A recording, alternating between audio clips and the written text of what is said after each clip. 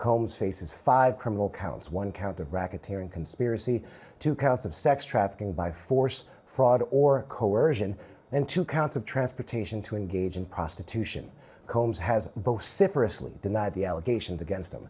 ABC News' Rena Roy has more from the courthouse in Manhattan. Day 2 of dramatic testimony in the federal racketeering and sex trafficking case of hip-hop mogul Sean Diddy Combs. Singer Cassie Ventura back on the witness stand testifying against her ex-boyfriend. An 8 months pregnant Ventura described her decade-long relationship with Combs. She says was plagued by jealousy, violence, and, quote, humiliating sex. Telling the jury about so-called freak-offs, saying she felt like she had no choice but to participate in those drug-fueled sex marathons that often lasted for days. If she refused to participate, she testified she feared making Combs angry. A prosecutor asking, "What did Sean do when he was angry?" Ventura responding, "He would be violent with me." The one time she did try to leave, she testified that things did in fact get violent. She says Combs gave her a black eye, so she grabbed her things and tried to leave, and says that's where this 2016 video in a Los Angeles hotel picks up. Jurors shown the footage once again, which shows Combs kicking and dragging Ventura. Testifying today, Ventura says when she got home, a friend noticed she had a black eye and swollen lip and called police.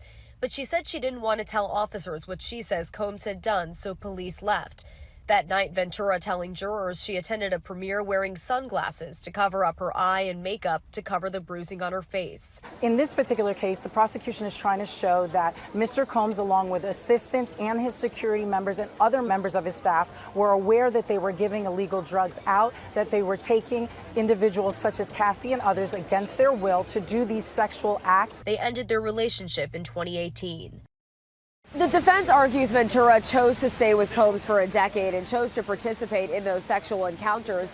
Combs has maintained those sexual encounters were consensual and has pleaded not guilty to all charges against him. All right, Rita Roy, thank you. For more, let's bring in ABC News legal contributor and trial attorney Brian Buckmeyer. Brian, now the jury was shown images and videos of the freak-offs today, but the judge denied the request from ABC News and other organizations to play that inside the court. Now, what more do we know about those images, and what the jury, well, rather how the jury reacted to them?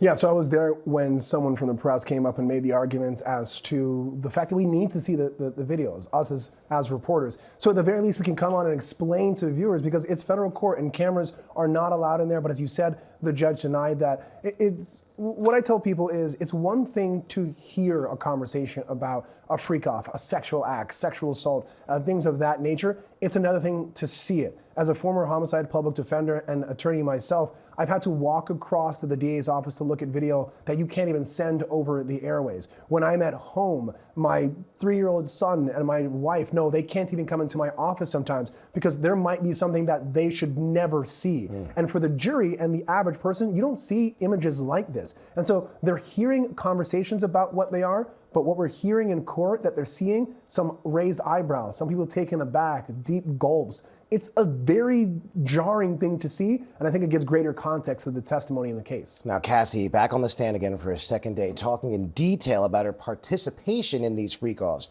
Now, the jury, they also saw text messages between Combs and Ventura. Is this helping the prosecution prove that Cassie was not a willing participant? Yeah, so I think the big word here is coercion.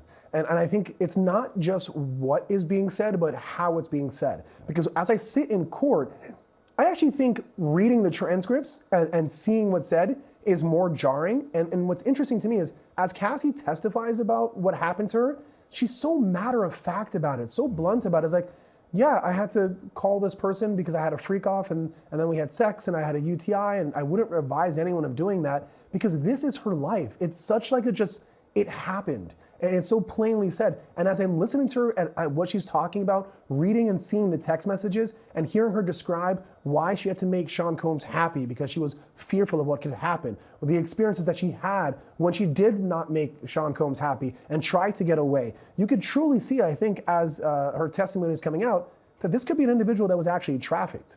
Seemingly dystopian. Brian, thank you for that.